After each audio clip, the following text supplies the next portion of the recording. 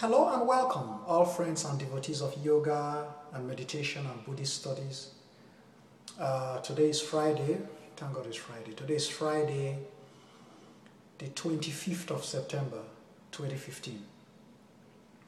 For all those who are watching my videos for the first time, I'll advise you to proceed. It's a good idea, it's a brilliant idea to proceed to the websites attached to these videos. That way you are able to follow us accurately. Also, I would like to announce the prizes. I'm also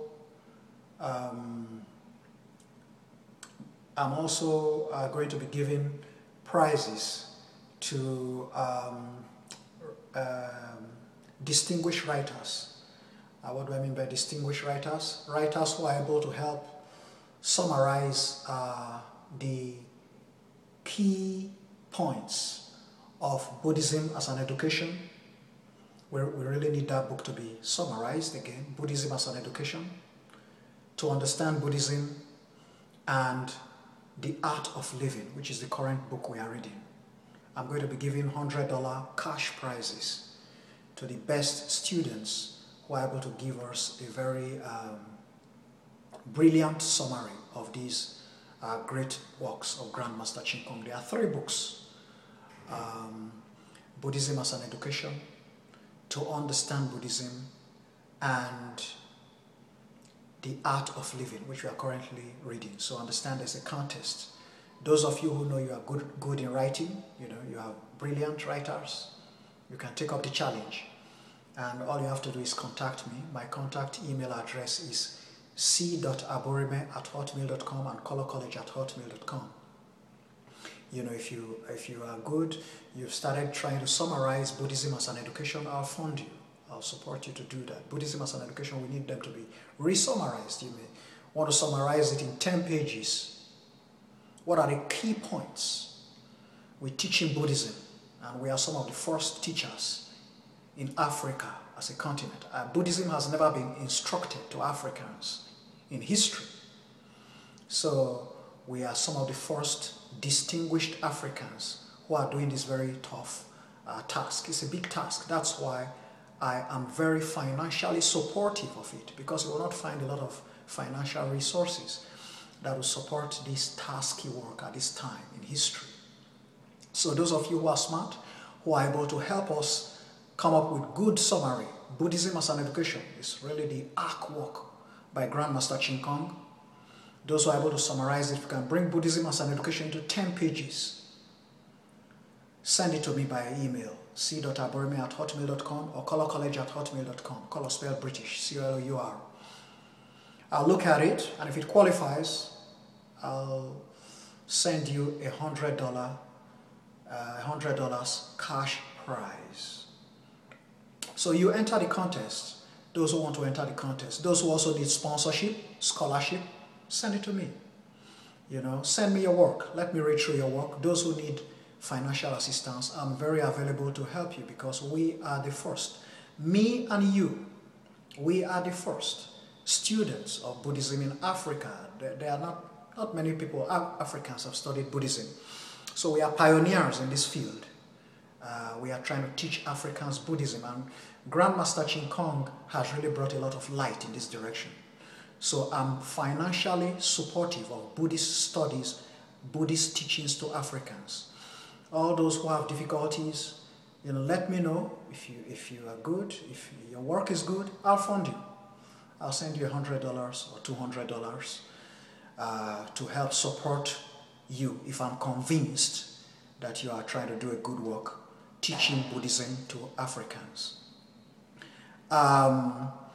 So at this point, let me continue to read. For those, as I said, who are new, we are currently trying to conclude The Art of Living by Grandmaster Ching Kong. Of course, those who don't know who Grandmaster Ching Kong is, who is Grandmaster Ching Kong? Grandmaster Ching Kong is one of the distinguished Buddhists of our time, most distinguished. He's still alive. He was born 1927.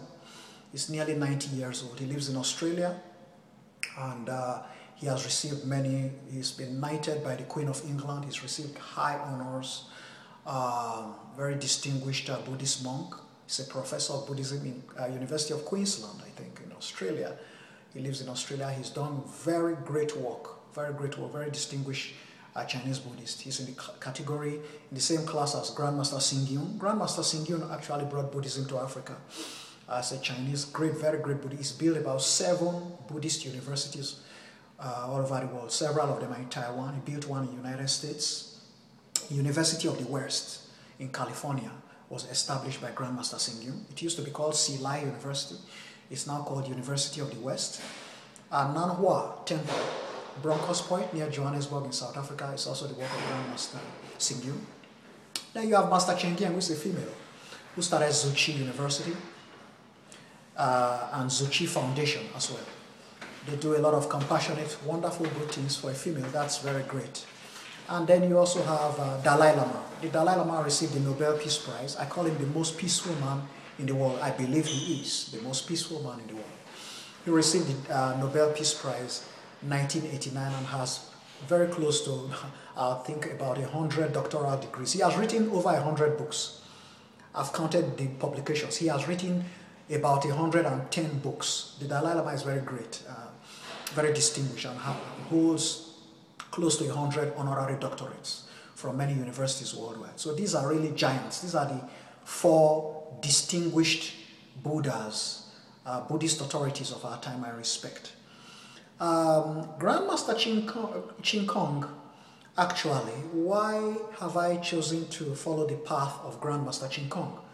Because Grandmaster Ching Kong really brings the clearest picture in my mind of what Buddha was 2,600 years ago. He shows us the perfect relationship, the correct relationship between us and the Buddha, which has been clouded and confused and confounded over millenniums. Okay, a lot of people now think Buddhism is a religion and Buddha is a god worshipped by Buddhists, which is not true. The relationship again is teacher-student. As I'm teaching you now, the Buddha was a teacher, very distinguished teacher. He instructed students on the solutions to suffering, the problem of suffering. Suffering is like a disease, like AIDS or Ebola or cancer, very tough disease. Human beings suffer, you and me, we all suffer. What is the solution? So the Buddha really took pains, he took time to investigate suffering and to find solutions to the problem of suffering. So the relationship between us and the Buddha is teacher-student relationship, not God and sinner relationship as found in Christianity and Islam. The relationship in Christianity and Islam is God and sinners, God and human beings who are sinners. That's not the relationship we have with Buddha. The relationship we have in Buddhism is a teacher-student. The Buddha is our teacher. He's a person like us. He was a prince, Prince Charles of England. That's how the Buddha was a prince. His father was king in northern India. Simple human being. All Buddhists understand that the Buddha is a human being completely, like us, like a professor and students. When students sit in the class of a professor, okay, they know that if they study, they get a distinction in the course, even a B in the course, they do well in the course, they understand the course, then 10 years from now, 20 years from now, they will be standing precisely in that professor's place as professors, whereas yesterday they were students. That's exactly the relationship we have with the Buddha. You are listening to my lecture now. Well, you don't think I'm a god because I'm not a god. I just have knowledge. I've studied Buddhism intensely, so I'm teaching, I'm radiating knowledge to you. I'm instructing you what I've learned over the years. And so tomorrow, if you have studied intensely, as I have studied for nearly 50 now, for nearly 50 years of my life, then, of course, you should hope that in your mid-40s, as I am currently, you should also be a very distinguished scholar as I am. So that's the idea. That's exactly what Buddhism is. It's unlike Christianity or Islam. No matter how you read Quran in Islam, you're not going to be Allah. Allah is God. Human beings. See, the relationship is different. Human beings are not going to be Jesus Christ. They are not going to go to the cross to sacrifice themselves for the love of the world as Jesus Christ did. So that's a different kind of relationship. That's deity, human, God, and human beings who are sinners. In Buddhism, it's a teacher-student. I'm teaching you today, but tomorrow you will be a teacher just like me if you study, intensely and diligently as I have done for 45 years of my life. I've really studied. I've not spared my studies all my life. So that's the key, that's the idea. And based on that, I would like to introduce you to Grandmaster Ching Kong as a very distinguished scholar of our time. Okay, those who are already on the Art of Living, if you've clicked on the Art of Living, I'll read you page 27. The second part of the first condition is following and respecting teachers and elders. In his 49 years of teaching, Buddha Shakyamuni showed us how to correctly live our lives. Following his teachings shows our respect for him. The third part of the first condition is cultivating compassion and not killing. Not killing. There is a big difference between love and compassion. Love comes from feelings. Compassion comes from wisdom. Love is unstable and unreliable. We may love somebody today but not tomorrow. When someone tells us that he or she loves or hates us, we will do well not to take it too seriously. However, compassion is for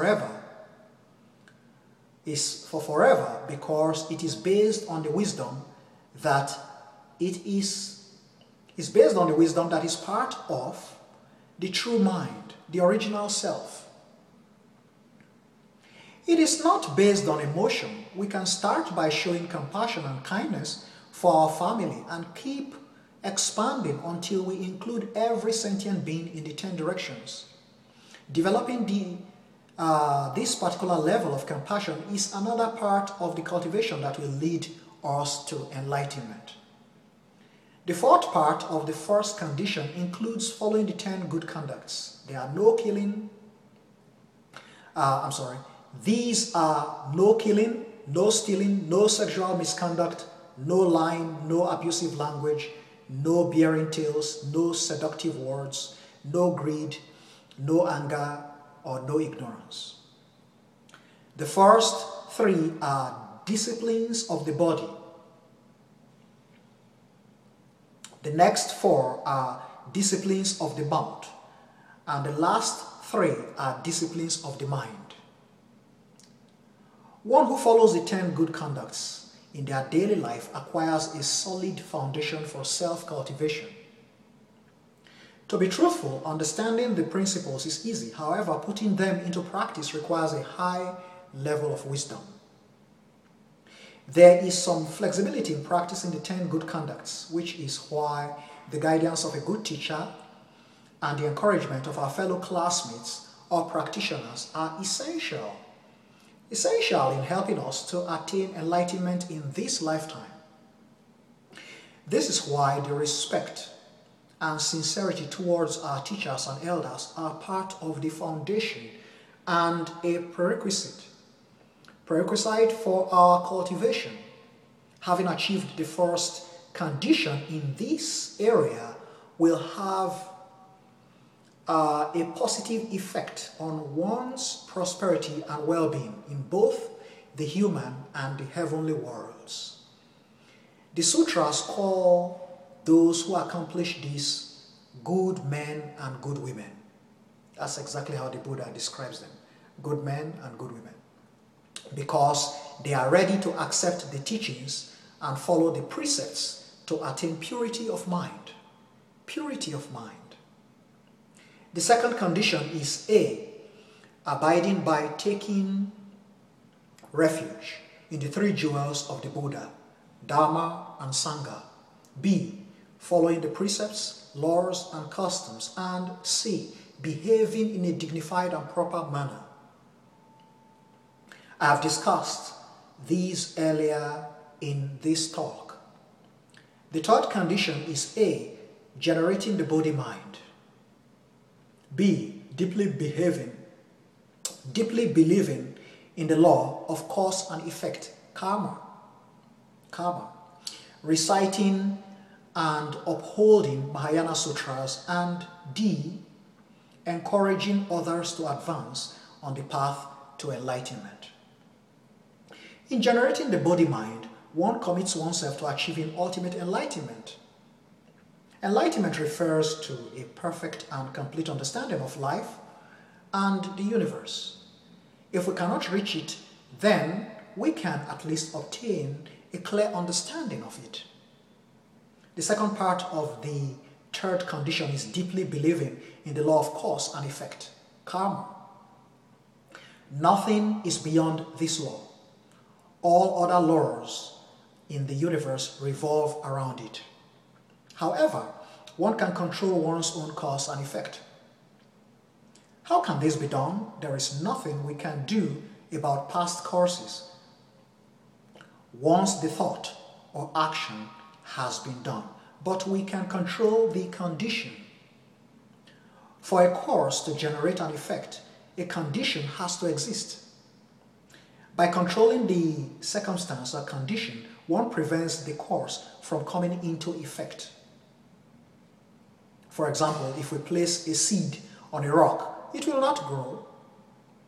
However, if we plant it in the fertile soil, where the sun shines and water it carefully, where the sun shines and it is watered carefully, then it can grow.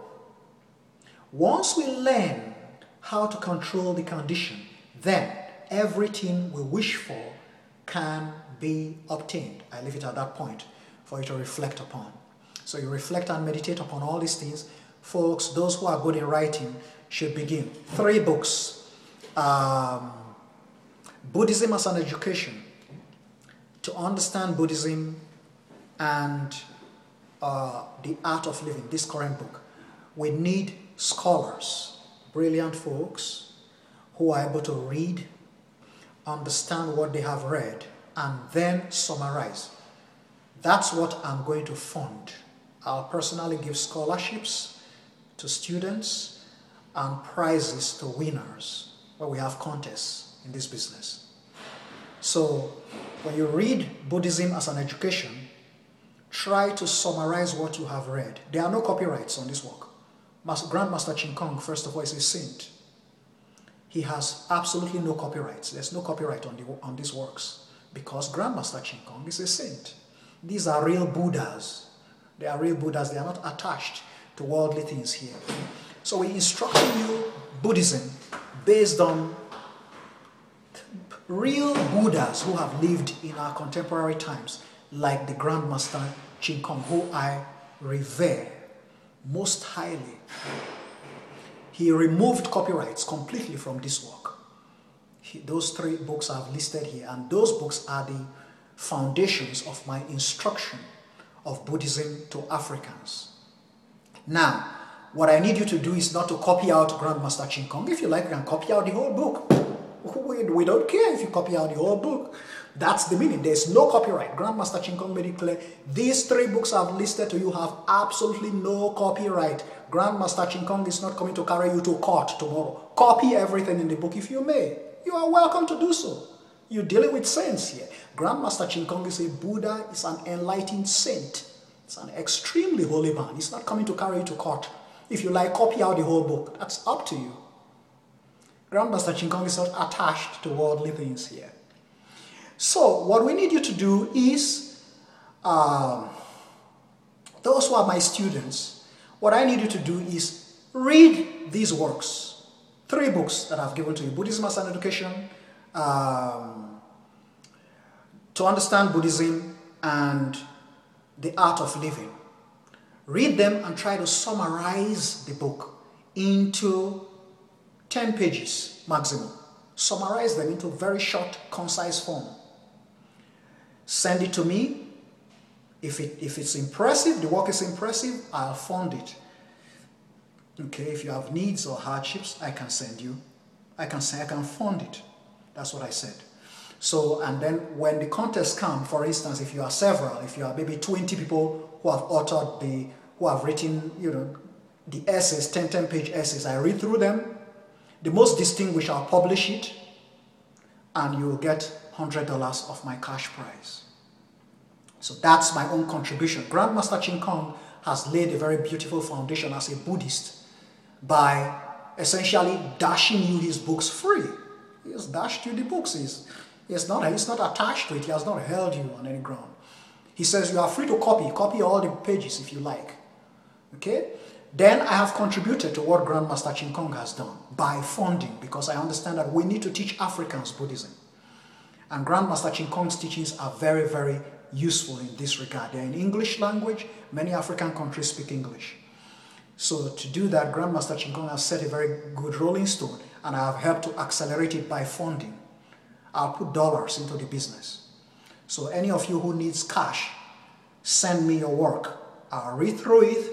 If it makes sufficient sense to me, I'll fund it. And when we have contests, we'll announce our contests. You enter into the contest. We have maybe 100 people in the contest. You write essays. If you win, you get the cash prize as well. So I'm adding funding.